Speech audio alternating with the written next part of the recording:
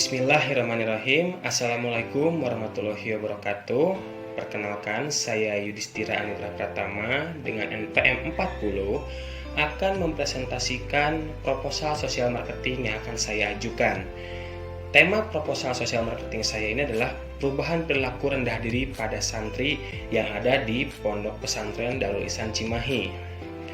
Oke, latar belakang saya mengambil topik tersebut pertama adalah karena Pondok Pesantren Darul Ihsan Cimahi yang berlokasi di Jalan Martasik RT 01 RW 11 Kelurahan Cipageran memiliki santri asuh yang berasal dari golongan yatim piatu, kaum duafa, dan anak jalanan. Tetapi terjadi ketimpangan antara santri anak jalanan dengan santri yatim piatu dan santri duafa terkait dengan eksistensi diri. Artinya adalah bahwa santri yatim piatu dan santri duafa merasa eksistensi dirinya terbelenggu oleh hadirnya santri anak jalanan. Jadi mereka merasa mereka tidak bisa eksis, tidak bisa menunjukkan kemampuan yang mereka miliki di pondok pesantren ini. Nah, kemudian santri anak jalanan itu dianggap lebih mampu untuk menunjukkan eksistensi dirinya. Tetapi hal tersebut dipandang tidak baik oleh santri yatim piatu dan santri duafa. Santri yatim piatu dan santri duafa memandang bahwa dengan eksisnya anak jalanan di Pondok Pesantren Darul Ihsan Cimahi membuat mereka merasa tidak memiliki kebebasan dalam menunjukkan eksistensi diri mereka. Hal ini menyebabkan beberapa santri memiliki perilaku rendah diri. Nah, kemudian saya mengambil salah satu subjek dalam kegiatan sosial marketing ini. Ini saya sudah menyamarkan namanya menjadi Rizky. Rizky merupakan salah satu santri asuh Pondok Pesantren Darul Ihsan Cimahi yang berasal dari kaum duafa. Rizky memiliki pengalaman yang kurang baik selama hidup berdampingan dengan santri anak jalanan di pondok pesantren ini. Rizky merasa bahwa dirinya tidak bisa eksis dalam kelas, organisasi santri maupun perlombaan selama dia menjadi santri di Pondok Pesantren Darul Ihsan Cimahi. Jadi, pondok pesantren ini disebut juga sebagai madrasah. Jadi dia selain mengasuh anak dan menyediakan asrama bagi anak asuhnya, juga menyediakan pendidikan formal seperti anak-anak lainnya, misalnya seperti pelajaran bahasa Indonesia, pelajaran bahasa Inggris, muatan lokal, matematika, dan lain sebagainya. Nah, kemudian Rizky mempunyai keinginan untuk eksis kembali menjadi seorang public speaker. Oh iya, saya lupa menyampaikan bahwa Rizky ini mempunyai kegemaran sebagai public speaker. Karena pada saat dia menduduki sekolah di sekolah dasar, dia sering mengikuti lomba public speaking dan menjuarai lomba-lomba tersebut. Seperti itu. Nah, dengan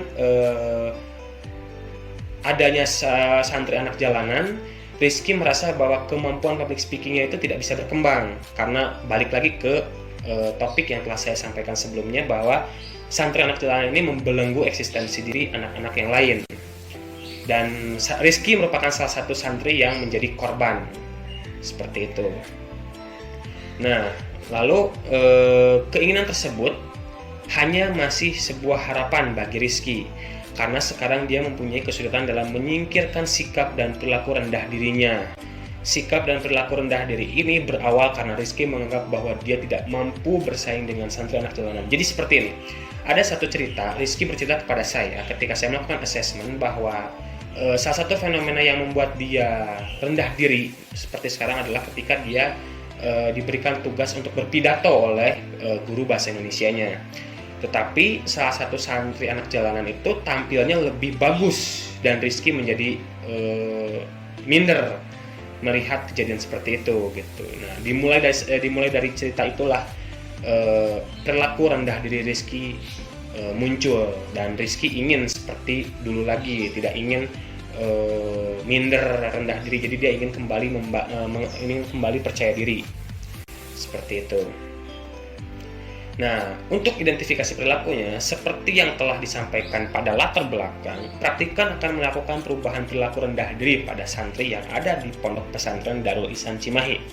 Perilaku rendah diri yang ada membuat santri tersebut merasa tidak memiliki kebebasan. Jadi saya identifikasi perilakunya tidak hanya Rizky itu sebagai sampel saja kalau bisa dikatakan gitu. Tapi sasaran saya itu adalah santri-santri yang menjadi korban eksistensi diri. Sebetulnya tidak hanya Rizky. Terdapat juga beberapa teman Rizky yang berasal dari kaum duafa juga merasakan hal yang sama. Merasakan bahwa mereka itu tidak bisa eksis dengan adanya anak jalanan. Padahal sebetulnya secara fakta mereka juga berhak seperti anak jalanan untuk eksis gitu. Nah, tetapi mereka kebanyakan didominasi dengan merasa tidak mampu, merasa tidak eksis, merasa terhalang eksistensinya oleh santri anak jalanan.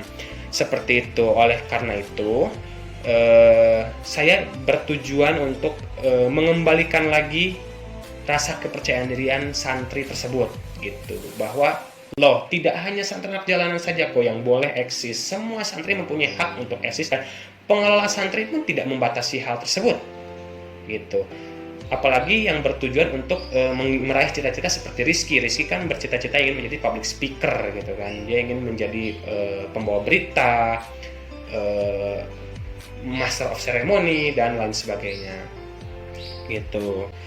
Nah, lalu kegiatan sosial marketing yang akan saya lakukan juga tidak lepas dari adanya kolaborasi dengan pihak pengelola, karena saya juga menyadari bahwa pihak yang lebih mengetahui keadaan di pondok pesantren ini adalah pengelolanya itu sendiri, seperti wali, guru, atau pimpinan dari pondok pesantren Darul Ihsan. Seperti itu. Jadi intinya identifikasi perilaku yang akan saya sasar adalah perilaku rendah diri. Lalu tujuan dan manfaatnya saya sudah menyampaikan pada paparan sebelumnya bahwa akan memberikan pertolongan pada santri-santri maupun individu di masyarakat. Jadi sebetulnya tidak hanya santri juga. Saya menyasar atau saya membuat produk sosial marketing ini tidak ditunjukkan untuk santri saya, tapi siapapun yang mempunyai nasib yang sama gitu, atau yang merasa mempunyai nasib yang sama seperti Rizky dan teman-temannya. Nah, jadi saya mencoba untuk merubah perilaku rendah diri mereka yang selama ini menghalangi perkembangan dirinya dan meningkatkan perilaku percaya diri jika perilaku rendah dirinya sudah mulai berkurang. Jadi sudah mulai berkurang nih perilaku rendah dirinya, akan saya tingkatkan kepercayaan dirinya. Jadi memaintain perilaku yang baik. Seperti itu. Lalu membantu santri maupun individu meningkatkan kebahagiaan. Nah, tadi kan sebetulnya dengan mereka merasa minder, rendah diri, tidak percaya diri dan lain sebagainya itu kan mengurangi tingkat kebahagiaan mereka.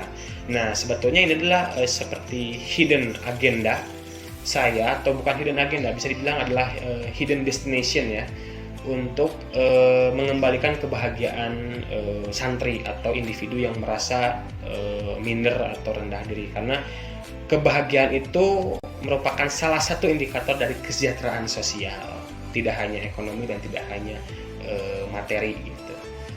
Nah, lalu konsep sosial marketing yang saya gunakan tidak lepas dari 4 prinsip yang dikemukakan oleh Kotler dan Zaltman pada tahun 71, yaitu adalah product, price, place, dan promotion. Produk adalah wujud nyata dari sosial marketing yang bertujuan untuk menyampaikan pesan dalam perubahan perilaku.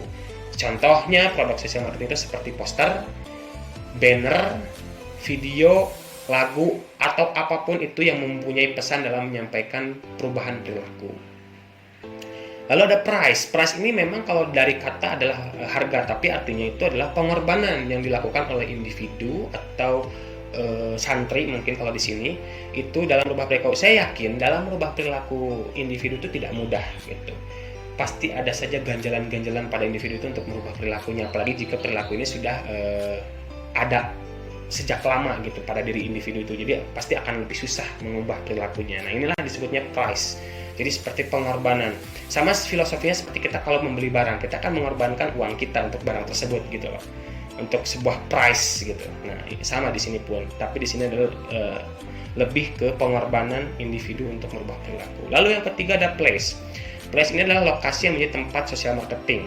Lokasi ini bisa menjadi lokasi yang menjadi tempat assessment-nya. Maksudnya kita kan membuat produk sosial marketing nih. Kita butuh bahan, butuh konten, butuh informasi untuk membuatnya. Nah, lokasi ini seperti Darul Ihsan Cimahi, pondok pesantren Darul Ihsan Cimahi ini, itu adalah menjadi lokasi assessment sekaligus lokasi tempat penerapan sosial marketing saya. Seperti itu. Tapi sekali lagi tadi saya menyampaikan bahwa sasaran saya tidak hanya santri, tapi masyarakat juga. Maksudnya individu-individu yang berada di luar pondok pesantren Darul Ihsan Cimahi yang mempunyai nasib yang sama atau merasa mempunyai nasib yang sama dengan santri di pondok pesantren Darul Ihsan Cimahi juga bisa menjadi sasaran produk marketing saya. Seperti itu. Itulah place.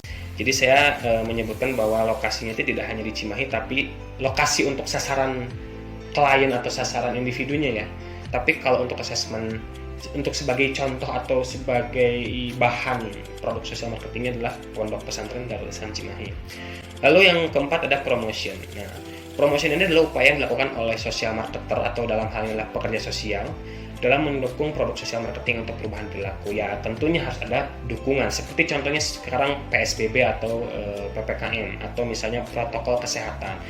Pemerintah itu tidak boleh hanya membuatkan peraturan dalam bentuk banner saja atau enggak misalnya dalam bentuk iklan saja, tapi pemerintah juga, ini saya ambil contoh ya, maksudnya bukan menunjukkan pemerintah, saya hanya ambil contoh, itu mereka juga ketika misalnya melihat warga di depan mata mereka nih gitu, warga yang masih melanggar protokol kesehatan, mereka peringati gitu. Jadi tidak hanya membuat produk saja, tapi mereka juga berupaya untuk mempromosikan produk tersebut gitu, misalnya dengan cara mengingatkan, menasehati gitu. Itulah bentuk promotion yang dilakukan oleh marketer.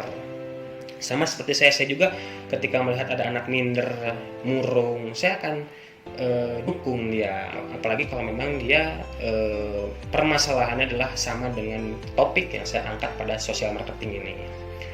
Oke, untuk rencana social marketing, saya berencana untuk membuat video dan poster yang punya konten tentang perbaikan dari perilaku rendah diri. Sasaran dari produk sosial marketing yang dibuat oleh praktikan tidak hanya untuk santri-santri di Pondok Pesantren Darul Ihsan Cimahi saja, ini sudah saya sampaikan tadi, tetapi juga bagi masyarakat atau individu yang ada di sekitar maupun di luar Cimahi. Karena pada dasarnya praktikan berencana untuk membuat produk sosial marketing yang dapat merubah perilaku rendah diri pada individu melalui asesmen yang dilakukan pada santri-santri di Pondok Pesantren Darul Ihsan Cimahi. Iya, tadi yang saya sudah jelaskan. Jadi saya melakukan asesmen dengan anak santri di Pondok Pesantren Darul Ihsan Cimahi, tapi hasil produknya itu bisa dinikmati oleh siapa saja, tidak hanya oleh santri saja. Seperti itu. Lalu kemudian adalah kajian pustaka yang saya gunakan, itu ada bukunya Anderson, ada Blom, Cheng, dan yang lain-lain. Ini adalah ya daftar pustaka yang saya gunakan. Oke. Sekian dan terima kasih presentasi dari saya. Mohon maaf bila ada kekurangan. Wabillahi taufiq wal hidayah. Wassalamualaikum warahmatullahi wabarakatuh.